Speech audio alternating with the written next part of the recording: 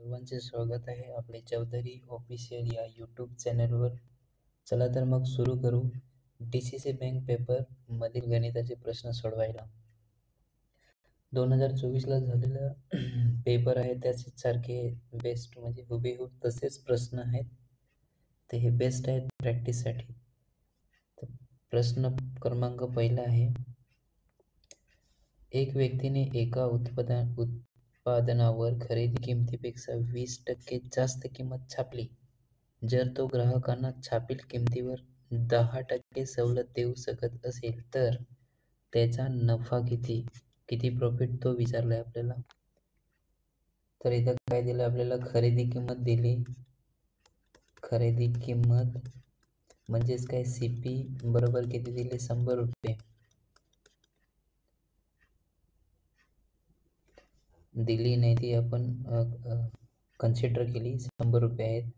तर छापील जी किंमत असेल, छापील किंमत म्हणजेच काय, मार्क प्राइस ती किती असेल, 20% जास्त म्हणजेच किती, 120 रुपये. जी कॉस्ट प्राइस असेल त्याच्यापेक्षा 20% जास्त म्हणजे 120 रुपये. आणि जी विक्री किंमत आहे, विक्री किंमतला काय म्हणतात आपण, SP म्हणजे सेलिंग प्राइस आहे, ती छापील किमतीवर किती दिली त्यांनी, छापील किमतीवर 10% सवलत म्हणजे SP चा काही उल्लेख नाही, SP चा काही एक उल्लेख नाही, पण त्यांनी 10% सवलत दिली म्हणजेच की किती, 120 वर 10% जर त्यांनी सवलत दिली, 120 म्हणजे छापील किमतीवर दिली त्यांनी 10% सवलत, तर ती येते 12 रुपये. ही 12 रुपये कसातून मायनस करू तर आपल्याला SP भेटेल 120 मधून जर 12, कारण ती छापील किमतीवर दिली ना, म्हणून 120 मधून 12 जर गेले ते 108 रुपये असेल. इतके रुपयाला आपण विकू म्हणजेच किती, 108 रुपयाला ती विक्री झाली. सेलिंग प्राइस त्याची किती, 108 रुपये. मग आपल्याला सूत्र माहीत आहे, प्रॉफिट पर्सेंट म्हणजे प्रॉफिट पर्सेंटचं सूत्र काय आहे, प्रॉफिट जेवढा पण असेल तेवढा cost price into 100. Profit cost प्राइसवर मग CP खाली असते ऑलवेज कधी पण.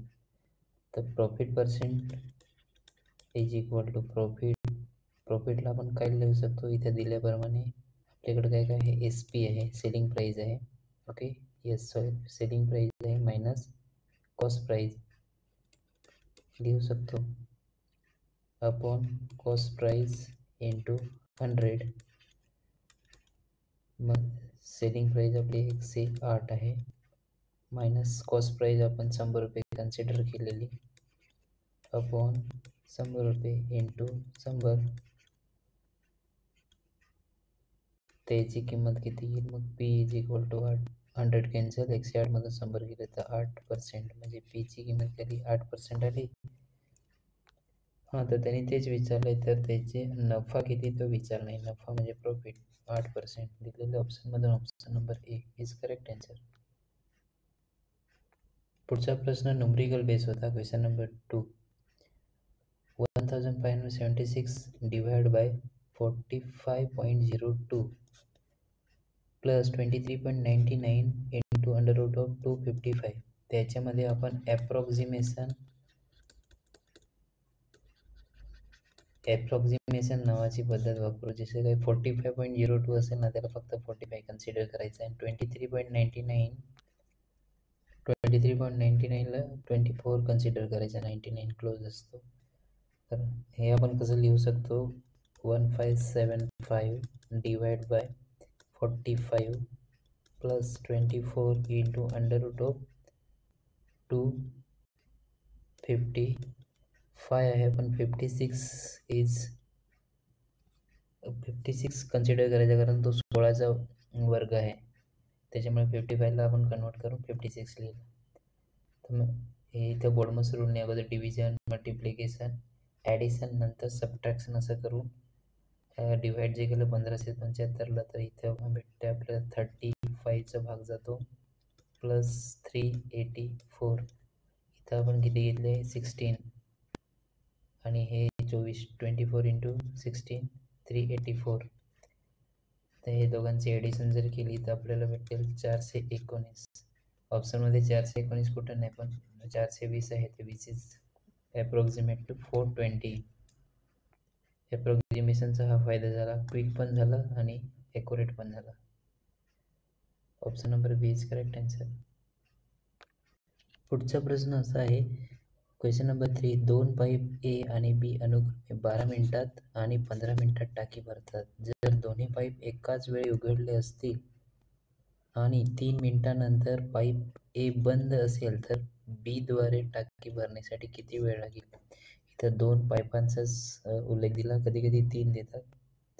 तर काय दिलं, ए किती मिनिटात भरतो? 12 मिनिटात भरतो आणि बी 15 मिनिटात भरतो. तर या दोघांचा जर LCM आपण घेतला, LCM कसं काढतात बी सर्वांना माहीत असेल, 12 असं करतो, 12 15 नंतर मग लोवेस्ट नंबरनी, फॉर एक्झाम्पल 2नी 3नी 4नी डिवाईड करतो, मग तसं काढतो आपण. त्याचा LCM असेल तो 60. 12 पंचें 60 आणि 15 दोन्ही 30, ते 60 आहे. याला आपण युनिट पकडू, 60 युनिट म्हणजेच काय, तर ते ओव्हरऑल सर्व काम तर ए 12 मिनिटात करतो, म्हणजेच काय, 12 मिनिटात तो 60 युनिट एवढं काम करतो. तर तो एका दिवसात किती युनिट करेल? 12 पंचें 60 आणि 15 दोन्ही 30. बी हा 2 युनिट एक दिवसाला करतो, तर ए हा 5 युनिट एक दिवसाला करतो. तर त्यानं काय सांगितलं आहे, 3 मिनिटांनंतर पाईप ए बंद केला जातो, पण 3 मिनिटापर्यंत दोघं पण काम करत असतील ना, म्हणून 3 मिनिटापर्यंत कोण कोण काम करतो? ए आणि बी, म्हणजे 5 and 2.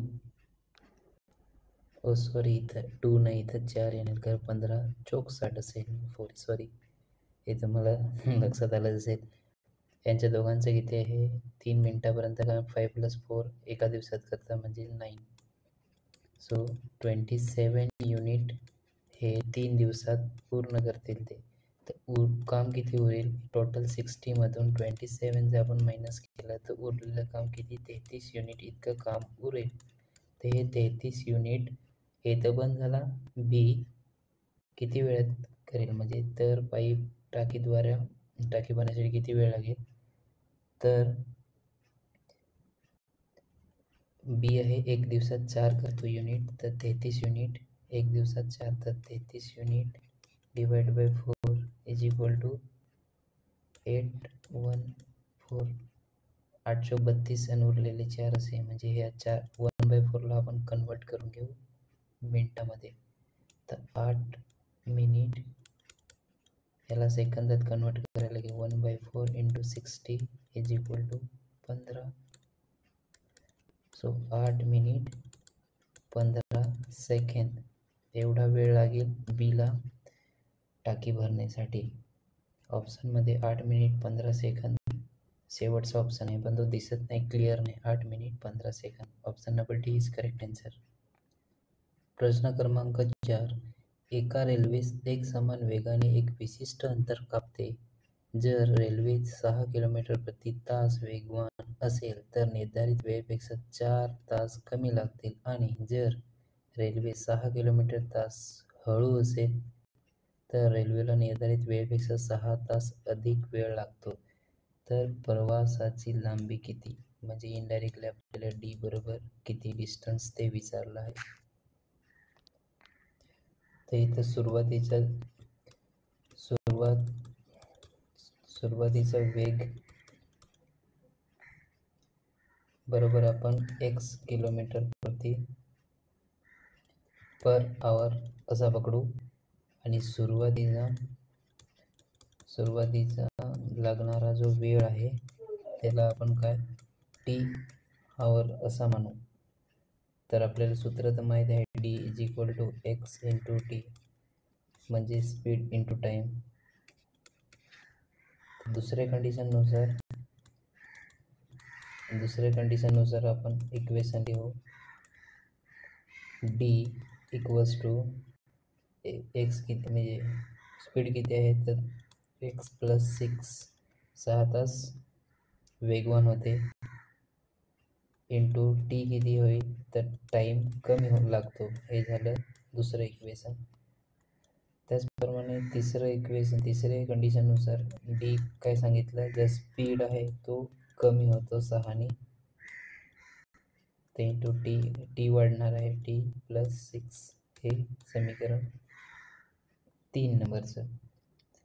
तर 1 आणि 2 आणि 1 आणि 3 असे जर एकत्र केले तर समीकरण आपल्याला फायनल भेटतील ते 6t minus 4x equals to 24. ह्याला आपण 4 नाव देऊ आणि मायनस 6t प्लस हा टी आहे, so it's t minus 6t plus 6x equals to 36. हे समीकरण 5. जर याच्यात आपण ॲडिशन केली तर टी निघून जाईल, आपल्याला फक्त x भेटेल. ॲडिशन केल्यानंतर इथं 2x इक्वल्स टू यांची दोघांची बेरीज 60 आणि एक्सची किंमत भेटेल ती 30. ही एक्सची किंमत आपण समीकरण नंबर 4 मध्ये टाकू. याच्यात टाकल्यानंतर आपल्याला 60 बरोबर 144 भेटतो आणि टीची किंमत भेटते ती 24.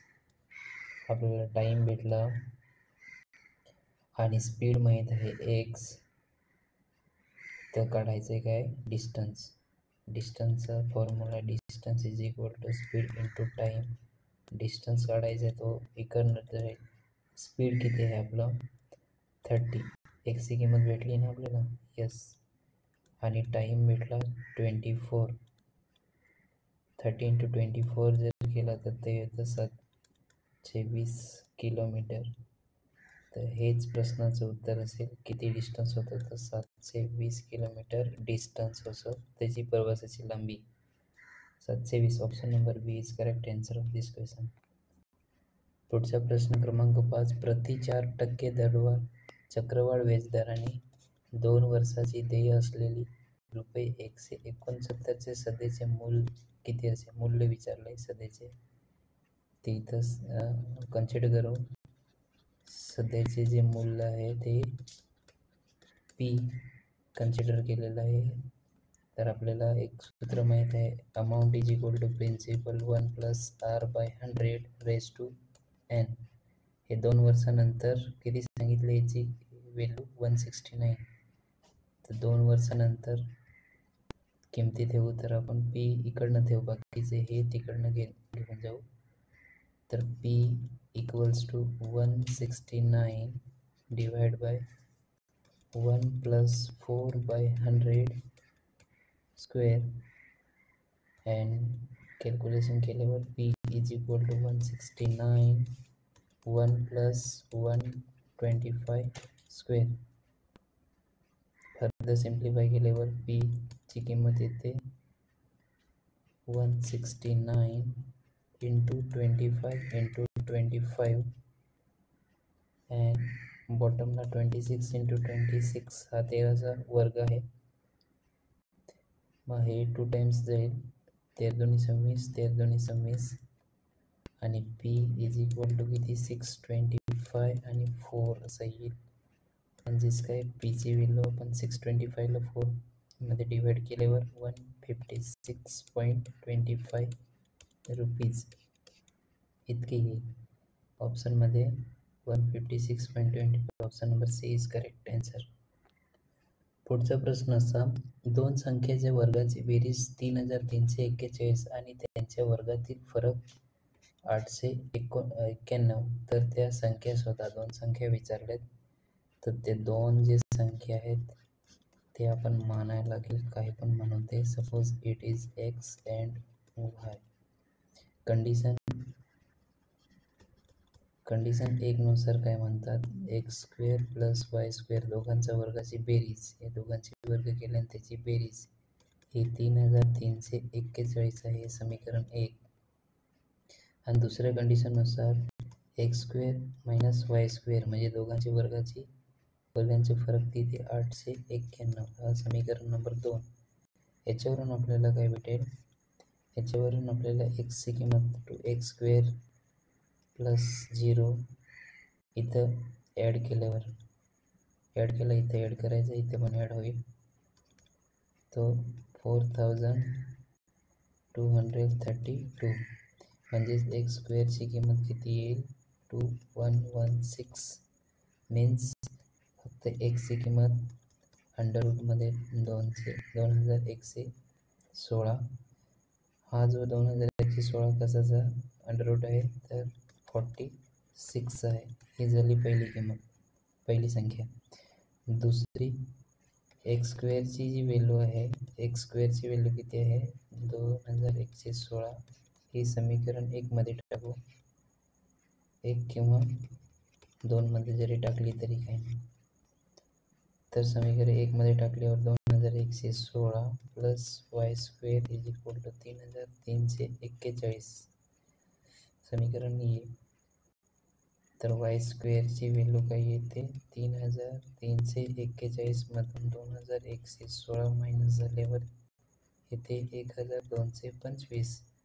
म्हणजेच y ची किंमत किती येईल, √1225 आणि it is the √35.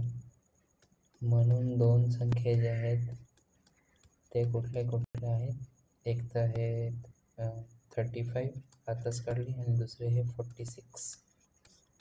So 35 46 option number C is correct answer. पुढचा प्रश्न आहे, एका दिलेल्या दिवशी एक कम्प्युटरकडून 1,77,400 ओळी प्रिंट केले गेले. जर तो प्रिंटर दिवशी 7 तास काम करत असेल तर तो एका मिनिटात किती ओळी प्रिंट करेल. तर तो 7 तासात किती करतो, 1 तासात 7 तास काम करतो, म्हणून 7 तासात किती 1,77,400 ओळी प्रिंट करतो. म्हणून तो एका तासात किती करेल, तर 1,77,400 ला आपण 7 आणि भाग देऊ तर ते येते 25,200 ओळी. हे झाले एका तासात. तर मग एका तासात म्हणजे 60 मिनिटात. तर एका मिनिटात विचारलं, एका मिनिटात तर मग 25,200 ला आपण 60 आणि जर भाग दिला तर ते एका मिनिटात किती येते, 420 ओळी. तर तो एका मिनिटात किती ओळी प्रिंट करत असेल तर 420. Option number C is correct answer of this question. पुढचा प्रश्न असा आहे, ए हा प्रवास 10 तासात पूर्ण करू शकतो. तो प्रवासाचा पहिला अर्धा भाग आहे ना, तो 21 किलोमीटर प्रति तास आणि दुसरा भाग 24 किलोमीटर प्रति तास वेगाने प्रवास करतो.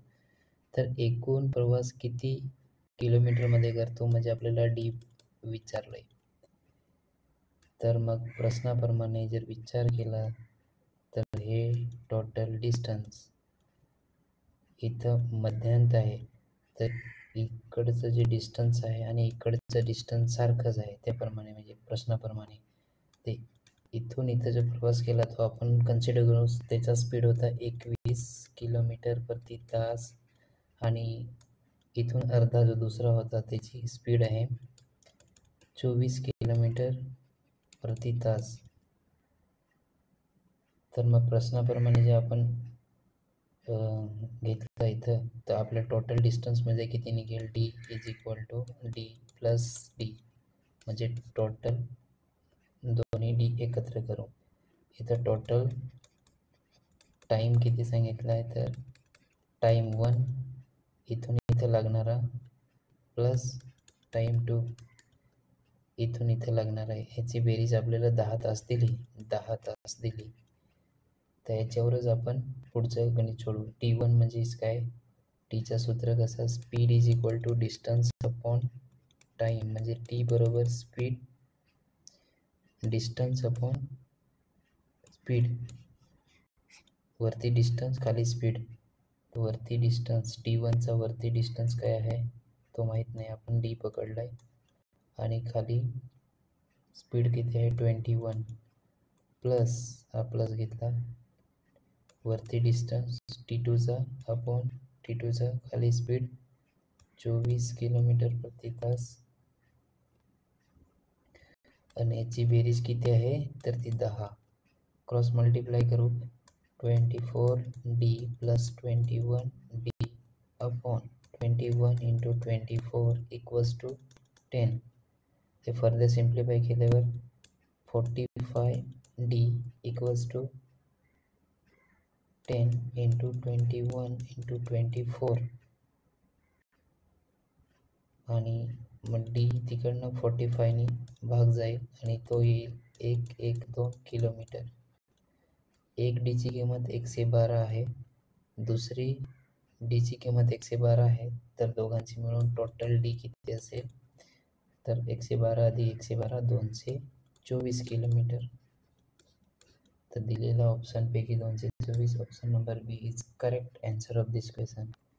पुढचा प्रश्न असा आहे, एक कार प्रथम 39 किलोमीटर 45 मिनिटात कापते आणि उर्वरित 25 किलोमीटर 35 मिनिटात कापते, तर कारचा सरासरी वेग किती? तर सरासरी वेगचं सूत्र सर्वांनाच माहीत आहे. जेवढं पण अंतर असेल एकूण अंतर ते वरती आपण लिहितो आणि खाली किती एकूण वेळ. तर सरासरी अंतर सांगितल्यानंतर एकूण अंतर 39 आणि 25 हे दोघांची बेरीज होईल 39 प्लस 25 आणि खाली किती येते 45 प्लस 35 हे मिनिटामध्ये असतील, मिनिटातच दिलं ना म्हणून, म्हणजेच काय लिहू शकतो 64/80 मिनिट दोघांची बेरीज हा मिनिटात आहे. आणि त्याच्यानंतर 64/80 मिनिटाला आपण तासात कन्वर्ट करू, वरचं किलोमीटरमध्ये आहे त्याच्यामुळे भागिले 60 आणि हा 60 वरती जाऊन कसा लिहू डिवाइड केला नंतर 64/4 इंटू 3. फर्दर सिम्प्लिफाय केल्यावर आपल्याला 16×3 असं येईल आणि 16×3 48 किलोमीटर पर आवर. सरासरी वेग कोणाचा? कारचा निघाला. कारचा सरासरी वेग किती? 48 किलोमीटर प्रति तास. Option number B is correct answer of this question. पुढचा प्रश्न असा होता, खालीलपैकी कोणत्या पर्यायाची सर्वात मोठी परिमिती सांगितली? परिमिती सांगितल्यानंतर जर सर्कल असेल तर सर्कम्फरन्स येतो वगैरे. आता 10 सेंटीमीटर बाजूचा एक चौरस सांगितला आहे. चौरस सांगितल्यानंतर त्याची जी परिमिती असेल त्याची परिमिती काय सांगितलं आहे? चौरस सांगितलं आहे ना, असा चारी बाजू समान असून त्याची जी आउटर लाईन आहे ना ती, तर 10 सेंटीमीटरचा एक चौरस आहे. तर 10 प्लस 10 प्लस 10 प्लस 10 म्हणजे किती येईल? 40 सेंटीमीटर. प्रश्न असं सांगितलं, सर्वात मोठी परिमिती दिलेल्या ऑप्शनपैकी कोणाची जास्त आहे? 9 सेंटीमीटर बाजूचा 12 सेंटीमीटर आणि 9 बाजूचा एक आयत, म्हणजे 12/9चा एक आयत दिला आहे. हा 9 आणि हा 12, 9 12 12 आणि 9, तर 12 प्लस 12 प्लस 9 प्लस 9, तर यांची बेरीज जर केली तर ती येते किती? 12 दुनी 24 आणि हे 18, तो 42 येते 42. किंवा मग याला आपण असं पण लिहू शकतो, परिमिती ट्वाइस ऑफ एल प्लस बी, लांबी आणि रुंदी. 7 सेंटीमीटरचे एक वर्तुळ दिले, एक वर्तुळ 7 सेंटीमीटरचं दिले, त्रिज्येचं 7 सेंटीमीटर त्रिज्या, तर त्याची रेडियस किती? 7 सेंटीमीटर. त्याची परिमिती वर्तुळाची कशी लिहितो? 2πr सर्कम्फरन्स स्टार्टिंगच सांगितलं, त्याला आपण 2 इंटू 22/7 इंटू 7, 7 सेंटीमीटर रेडियस आहे, त्याची येईल 44 सेंटीमीटर. 44 आले याची 42 आले याची 40. 9 सेंटीमीटर बाजूचा एक समभुज चौकोन, समभुज सांगितल्यानंतर सर्व समान बाजू चारी बाजू समान, नौचोक 36 सेंटीमीटर ही त्याची परिमिती. तर याच्यापैकी कोणता सर्वात जास्त आहे? 44, म्हणजे option number C is correct answer of this question. पुढचा प्रश्न आहे 11वा. वेगवेगळ्या लांबीच्या दोन रेखाखंडावर काढलेल्या दोन चौरसाचे क्षेत्रफळातील फरक दिलाय 32 चौरस सेंटीमीटर आहे. जर एखादे 2 सेंटीमीटर बाजू जास्त असेल, एखादीची किती 2 सेंटीमीटर बाजू जास्त असेल, तर मोठ्या खंडाची लांबी किती? मोठ्या खंडाची लांबी विचारली. तर एका चौरसाची जी बाजू आहे ती आपण काय म्हणू? 1 सेंटीमीटर म्हणू. तर दुसऱ्या चौरसाची बाजू किती होईल? दिलेले प्रश्नाप्रमाणे x प्लस 2 सेंटीमीटर. 2 सेंटीमीटर जास्त असेल असं सांगितलं. चौरसाचा क्षेत्रफळ कसा लिहितो आपण? क्षेत्रफळ कसा काढतो? तर जी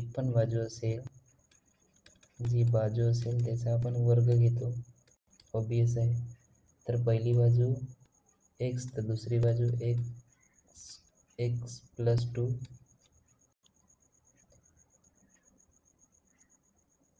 तर मग त्याचा x प्लस 2चा वर्ग ही झाला एक क्षेत्रफळ, वजा दुसरा क्षेत्रफळ काय? x square. यांचा फरक आपल्याला दिलाय तो 32. हे सिम्प्लिफाय केल्यावर कसं येतं? x square plus 4 of x plus 4 minus x square is equal to 32. इथं आयडेंटिटी अप्लाय केली x square plus Y square वाली, म्हणून x square plus 4x plus 4 आणि मायनस x स्क्वेअर याचा आला हे इथं. फायनल सिम्प्लिफाय केल्यावर काय येतं? 4 of x is equal to 32 minus 4 आणि x ची किंमत भेटते आपल्याला ती 7.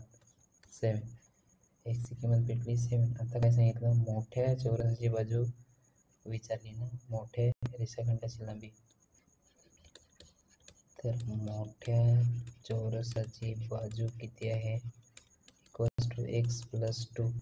तर x ची किंमत जर 7 असेल तर 7 प्लस 2 होईल, म्हणजे 9 सेंटीमीटर ही मोठ्या रेषाखंडाची लांबी असेल. तर दिलेले ऑप्शनमधून option number B is correct answer.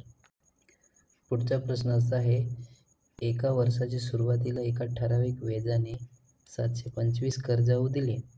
8 महिन्यानंतर अजून 362.50 कर्जाऊ दिले, पण व्याजाचा दर आधीच्या दराचे दुप्पट होता.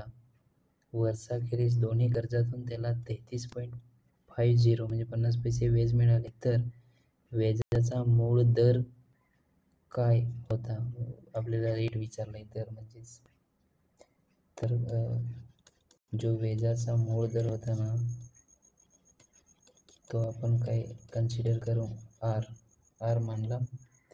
तर सिंपल इंटरेस्टच्या सूत्राप्रमाणे काय घेतो? P into R into T upon 100. हा आर आपल्याला पाहिजे. तर इथे किमती ठेवू. 725p 725 गुणिले आर आपल्याला माहीत नाही, गुणिले 1 वर्ष upon 100 plus 362.50p into twice of R, म्हणजे मूळ दराच्या दुप्पट, इंटू किती महिने? 8 महिन्यानंतर. तर त्याला आपण कन्वर्ट करू 1 वर्षात. तर तो येतो 1/3. हे वर्षात आपण कन्वर्ट केलं त्याला अपॉन 100. त्याची किंमत किती आहे? 33.50. हे आपल्याला दिलेलं आहे. दोन्ही कर्जातून त्याला व्याज मिळालं, ते व्याज इकडून सिंपल इंटरेस्ट. तर 725 आर प्लस 241.67 आर अपॉन 100 आणि 33.50. याचं कॅल्क्युलेशन केलं तर येतं आर बरोबर 3.46%. हे आपले करेक्ट आन्सर आहे. ऑप्शनमध्ये आहे काय? ऑप्शनमध्ये दिलेलं नाही. 3.6 आहे, पण 3.46 हे ॲक्युरेट आहे, म्हणजे यापैकी नाही. हे ऑप्शन बरोबर. Option number D is correct answer. पुढचा प्रश्न असा आहे, वडील आणि मुलगा याचे सध्याचे वयाची बेरीज आईचे सध्याचे वयाचे बेरजे होऊन 8 वर्ष अधिक आहे. आईचे वय मुलाहून 22 वर्षे अधिक आहे.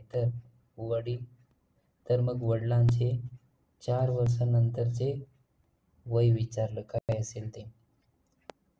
तर मुलाचे वय आपण काय म्हणू, x वर्षे कन्सिडर करू.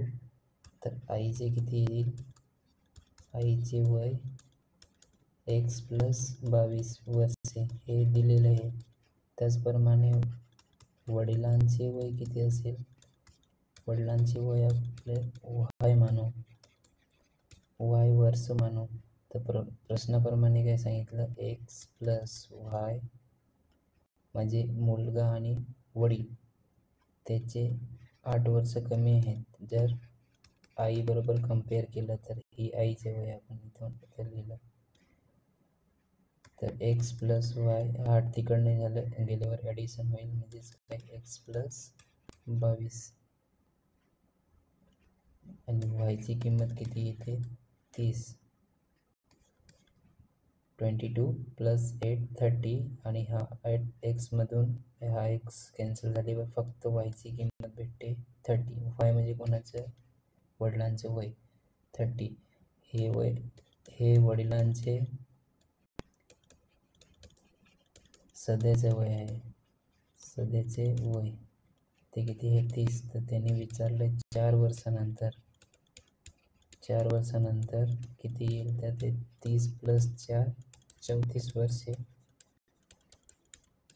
म्हणून दिलेल्या ऑप्शनपैकी option number A is correct answer. पुढचा प्रश्न क्रमांक 14 हा शेवटचा प्रश्न असेल या व्हिडिओचा. अस्मिता शेकडा 4 दराने एका ठराविक मुदतीनंतर एकूण 11,442 मिळवण्यासाठी सरळ व्याजाने ₹9,534 गुंतवते. तर एकूण रक्कम मिळवण्यासाठी तिला गुंतवणुकीत किती वर्ष करावे लागेल, किती वर्ष ती ठेवेल पैसा. तर प्रश्नाप्रमाणे जेव्हा आपण पी किती दिली 9,534 एवढे रुपये दिले, दर किती दिलाय 4% आणि म्हणून टोटल अमाऊंट किती झाली 11,442 ही अमाऊंट त्यांनी दिलेली आहे एकूण किंमत. तर सिंपल इंटरेस्ट कसा लिहितो आपण, a - b. सिंपल नाही, हा कंपाऊंड इंटरेस्ट आहे. कंपाऊंड